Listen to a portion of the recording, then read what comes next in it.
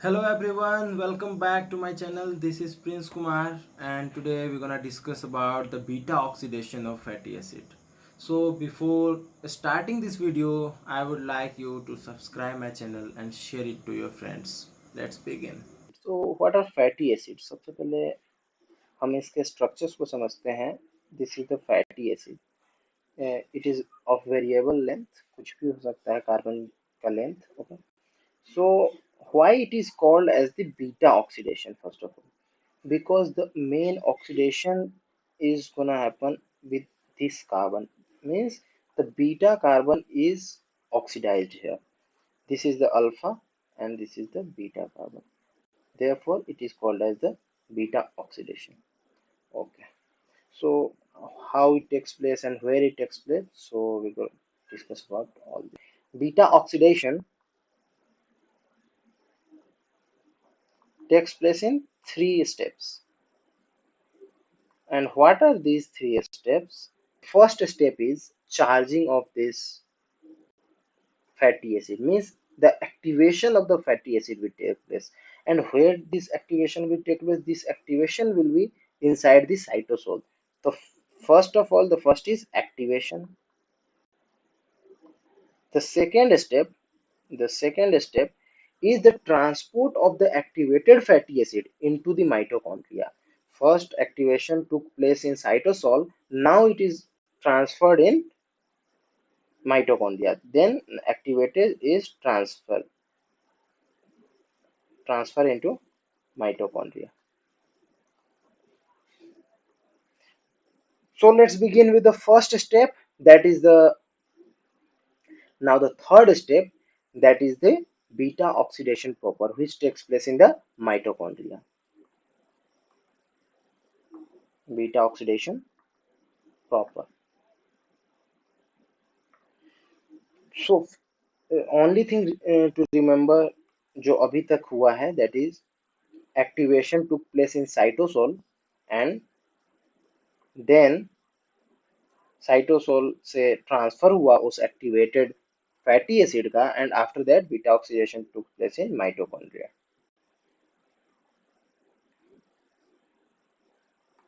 Okay, so हम every steps को अब डिटेल में देखते हैं.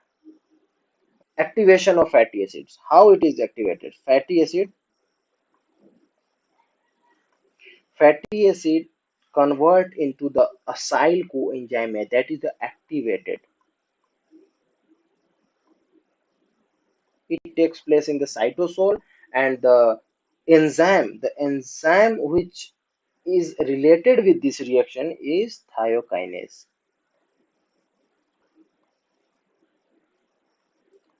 और मैंने पहले ही बताया है कि काइनेज जो है वो ट्रांसफरेजेस ग्रुप के आते हैं, क्लास के आते हैं, जो एंजाइम वाले. अगर आपने नहीं देखा है तो refer to the enzyme section वाला वीडियो. तो थायोकाइनेज ट्रांसफर करते हैं फॉस्फेट ग्रुप. तो यहाँ जरूर एटीपी या फिर कोई भी फॉस्फेट रिच कंपाउंड का इंटरेक्शन हो रहा होगा. तो यहाँ पे क्या होता है, एक एटीपी कन्वर्ट हो जाता है एएमपी में. एक ये बहुत ही वाइटल इंफॉर्मेशन यहाँ पे है जिसको हमें लर्न कर लेना है अच्छे से, कि एटीपी एएमपी में चला गया. जब इसका फाइनल कैलकुलेशन करेंगे एनर्जी बैलेंस के लिए, जो शीट निकालेंगे, तब इस वाले को जो हमने यूज किया है यहाँ पे 2 एटीपी का यूज हुआ है. ये बाद में माइनस कर लेंगे जितना हमें भी फैटी एसिड से गेन होने वाला उससे. तो अभी तक फर्स्ट स्टेप में यही इंपॉर्टेंट है कि इसमें 2 एटीपी का यूज हो चुका है और फैटी एसिड का चार्जिंग हो चुका है, एक्टिवेशन हो गया है, अब वो असाइल कोएंजाइम में बन चुका है. अब ये जो एक्टिवेटेड फैटी एसिड है, ये सिंपली ट्रांसपोर्ट हो जाएगा टू द माइटोकॉन्ड्रिया.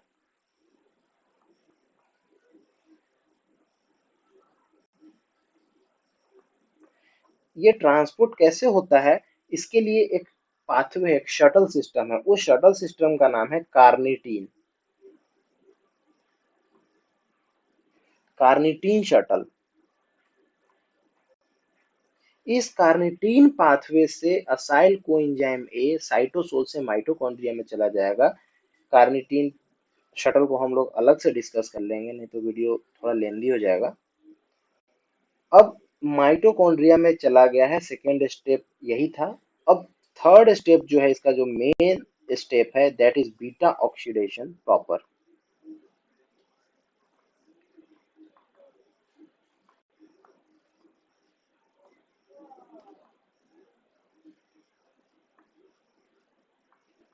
ओके, ठीक है। तो बीटा ऑक्सीडेशन प्रॉपर के बारे में फर्स्ट पॉइंट तो ये है कि ये माइटोकॉन्ड्रिया में होता है।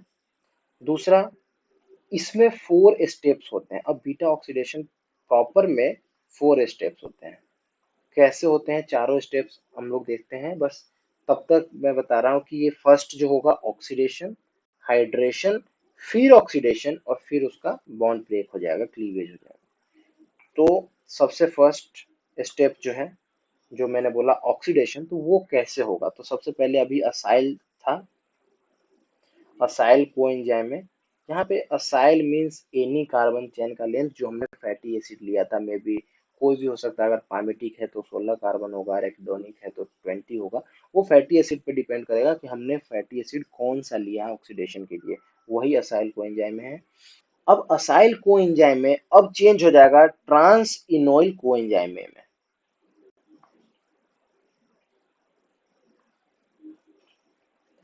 ये ट्रांस इनोइल कोएंजाइम में मैंने पहले ही बताया है कि ये ऑक्सीडेशन का स्टेप है। तो यहाँ पे Fa-DH2 का गेन होता है, और यहाँ पे जैसे ही हाइड्रोजन एक्सचेंज की बात है, तो यहाँ पे एंजाइम हो जाएगा, कोई ना कोई डिहाइड्रोजिनेज होगा, और वो असाइल कोएंजाइम ए डिहाइड्रोजिनेज है। तो इसमें कोई बड़ा चीज नहीं था याद करने के लिए।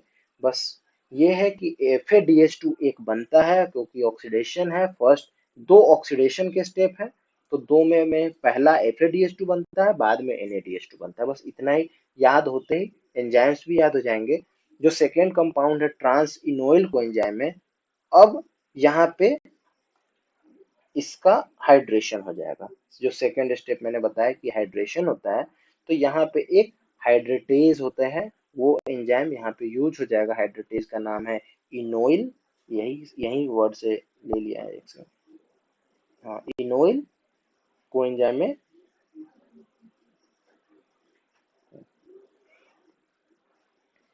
अब जो ट्रांस इनोइल को एंजाइम है, ये अगले स्टेप में इसका हाइड्रेशन हो जाएगा। एंजाइम होगा ट्रांस इनोइल कोएंजाइम में हाइड्रेटेज।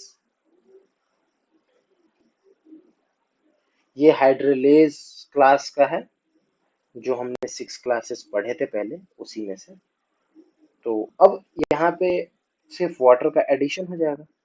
ये ट्रांस इनोइल कोएंजाइम में with the help of trans enoyl coenzyme में हाइड्रेटेज बन जाएगा बीटा हाइड्रोक्सी असाइल कोएंजाइम में। बीटा हाइड्रोक्सी असाइल कोएंजाइम में बनते ही फिर इसका ऑक्सीडेशन होगा, बिकॉज मैंने शुरू में ही बताया, oxidation, hydration, oxidation and bond cleavage. तो ये 4 स्टेप हैं। तो अब अगला, और मैंने अभी तुरंत याद भी कराया कि पहला ऑक्सीडेशन में FADH2 और सेकंड में NADH2 बनता है। तो जब सेकंड में NADH2 बनता है, तो फिर जब यहाँ पे हाइड्रोजन का एक्सचेंज होगा, कोई ना कोई डिहाइड्रोजिनेज यूज होगा, और डिहाइड्रोजिनेज और कोई नहीं, बीटा हाइड्रोक्सी असाइल कोएंजाइम के आगे लग जाएगा डिहाइड्रोजिनेज। तो एंजाइम याद करना बहुत आसान है। ये NAD से बन रहा होगा, ठीक। तो NAD से बन गया NADH2, beta hydroxy acyl coenzyme में अब बन जाएगा beta keto acyl, beta keto acyl coenzyme में। अब जैसे ही बीटा कीटो असाइल कोएंजाइम में आया, ये अब स्प्लिट हो जाएगा दो में। दो में स्प्लिट, बस यही इंपॉर्टेंट है कि कितने में टूटेगा, क्योंकि ये असाइल कितने भी कार्बन का हो सकता है। लेट सपोज अगर ये 20 कार्बन का है, तो अब कितने में स्प्लिट होगा, तो बस यही रिमेंबर करना है कि एक हमेशा इसमें एक एसिटाइल कोएंजाइम में बनता है, और ये पहले भी थोड़ा टेक्निकल एरर हो रहा है। हाँ, बस ये एसिटाइल कोएंजाइम में बनता है, बस इतना याद रखना है। जैसे ही एसिटाइल कोएंजाइम में याद होगा तो ये 2 कार्बन का होता है। तो ये जो नया बना है असाइल कोएंजाइम में, ये असाइल कोएंजाइम में डैश बोल सकते हैं इसको, और ये पहले वाले से 2 कार्बन लेस होगा। जो इसमें यूज होता है वो होता है थायोलेज, और इसका जो स्प्लिटिंग कर देता है। तो अब हम इसका ओवरव्यू देख लेते हैं, एक बार क्विक रिवीजन कर लेते हैं। बहुत ही आसान है, देखिए बस 4 ही स्टेप हैं इसमें। फर्स्ट स्टेप का यहाँ पे लिख देते हैं नेम। फर्स्ट स्टेप ऑक्सीडेशन, फिर है हाइड्रेशन, फिर है ऑक्सीडेशन, और फिर ये स्प्लिटिंग है या फिर क्लीवेज। ओह शिट, ये 4 स्टेप में पूरा बीटा ऑक्सीडेशन प्रॉपर हो रहा है। तो फर्स्ट स्टेप में रिमेंबर रखना है कि FADH2 बनता है, उसी से पता चल जाएगा कि कोई ना कोई डिहाइड्रोजिनेज काम करता है। फिर लास्ट अगले ऑक्सीडेशन में भी NADH2 बनता है, तो वही डिहाइड्रोजिनेज काम करता है। फिर ऐसे ही फाइनली स्प्लिटिंग हो जाता है। तो चलिए अब मैं आपको सिखाता हूँ एक एग्जाम्पल लेकर। एग्जाम्पल है एक, अब एटीपी का कैलकुलेशन करते हैं किसी भी फैटी एसिड्स का। फॉर एग्जांपल यहाँ पे पामेटिक की बात करते हैं।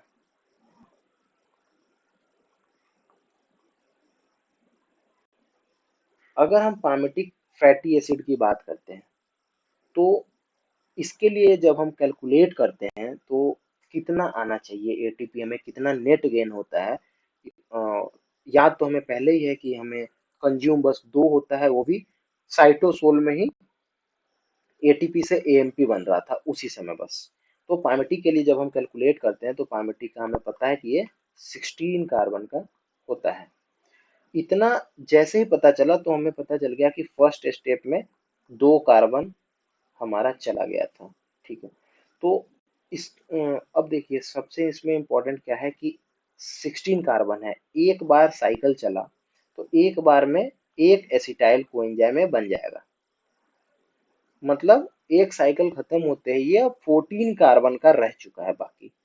फिर दूसरा चलेगा, तीसरा चलेगा, फोर्थ चलेगा, ऐसे ऐसे चलते चलते जब लास्ट स्टेप चलेगा तो ये 4 कार्बन का बचा हुआ रहेगा। जब ये 4 कार्बन का फैटी एसिड बचा हुआ है तो ये डायरेक्टली 2 एसिटाइल कोएंजाइम में स्प्लिट कर जाएगा, दोनों ही 2 2 कार्बन के होंगे। तो लास्ट स्टेप में हमें एक की जगह 2 एसिटाइल कोएंजाइम में बनता है। बस यही एक ध्यान रखना है कि लास्ट स्टेप में 2 एसिटाइल कोएंजाइम में बनता है, अगर ये इवन चेन फैटी एसिड है तो। और चेन होगा तो अलग अलग बनेगा, उसको हम अलग से डिस्कस कर लेंगे कार्निटीन साइकिल के साथ में।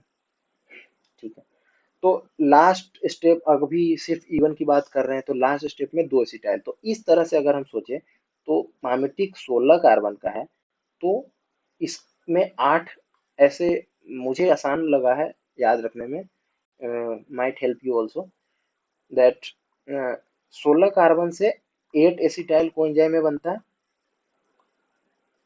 और जैसे ही 8 एसिटाइल कोएंजाइम में बनता है तो हमें याद रखना है कि 8 एसिटाइल कोएंजाइम में है, मतलब एक साइकिल कम हुआ होगा, मतलब ये 7 बीटा ऑक्सीडेशन प्रॉपर वे में अटेन हो गया होगा। ये कोई रॉकेट साइंस नहीं है, बहुत ही आसान है कि लास्ट स्टेप में 2 बना था तो क्लियर हो जाएगा। ओके, तो ये 7 बीटा ऑक्सीडेशन स्टेप में हुआ। अब हम अगर इसको एटीपी कैलकुलेट करते हैं तो एटीपी कैलकुलेट करेंगे 8 एसिटाइल कोएंजाइम में। मैं न्यू वाले का हिसाब कर रहा हूँ कि न्यू में 1 NADH2 से न्यू कॉन्सेप्ट में 2.5 एटीपी बनता है। तो क्रेब साइकिल में जब ये एसिटाइल कोएंजाइम जाएगा तो एक एसिटाइल कोएंजाइम से 10 एटीपी बनता है, ये आपको याद होगा। 10 एटीपी बनता है। और ये आपको नहीं याद है तो ऊपर जो कार्ड आ रहा है उस पर क्लिक कीजिए और वापस से क्रेब साइकिल का जो वीडियो है उसको रेफर कीजिए। ठीक है, तो एक एक एसिटाइल कोएंजाइम से 10 एटीपी बनता है। यहाँ पे 8 है तो 8 से 80 एटीपी डायरेक्ट गेन हमें अभी यहाँ से हो गया 80 एटीपी। उसके बाद जब 7 हमने बीटा ऑक्सीडेशन के साइकिल हुए तो उसमें दो ही बार ऑक्सीडेशन का स्टेप आया था। फर्स्ट स्टेप में FADH2 और सेकंड में NADH2। तो इसमें 7 FADH2 बन गया और 7 NADH2 बन गया। अब FADH2 हमें पता है कि एक FADH2 से 1.5 गेन होता है और एक NADH2 से 2.5 होता है। इसको जैसे ही मल्टीप्लाई कर लेंगे हम तो 1.5 इंटू 7 कर देंगे 10.5 हो जाएगा और 7 इंटू 2.5 कर देंगे मीन 17.5 हो जाएगा। सबको ऐड कर लेते हैं, ये 80 प्लस 17.5 प्लस 10.5, जैसे ही इसको ऐड करते हैं 108 एटीपी हमें आया है। मतलब डायरेक्ट गेन हमें इतना हुआ है। अगर हम टोटल की बात करते हैं तो मैंने पहले बोला था कि उसको याद रखना है कि जो चार्जिंग जब किए थे एक्टिवेशन, तो एक्टिवेशन में तो एक्टिवेशन टाइम में हमने दो एटीपी का यूज किया था। एक एटीपी से डायरेक्ट एएमपी बन रहा था तो दो एटीपी का यूज किया था। तो -2 कर देंगे तो फाइनली हम लोग 106 एटीपी का हमें फाइनल नेट गेन हमें कितना हुआ 106 एटीपी का। ठीक है, तो आपके लिए होमवर्क है यही कि आप एराकिडोनिक एसिड का एराकिडोनिक एसिड का बीटा ऑक्सीडेशन कीजिए और जो भी इसका कैलकुलेशन होगा, जितना भी net gain final net gain ATP को कमेंट बॉक्स में लिखें। और अगर आपको ये वीडियो पसंद आया हो, समझ आया हो बीटा ऑक्सीडेशन क्या होता है, तो please share this video. Thank you, see you next time.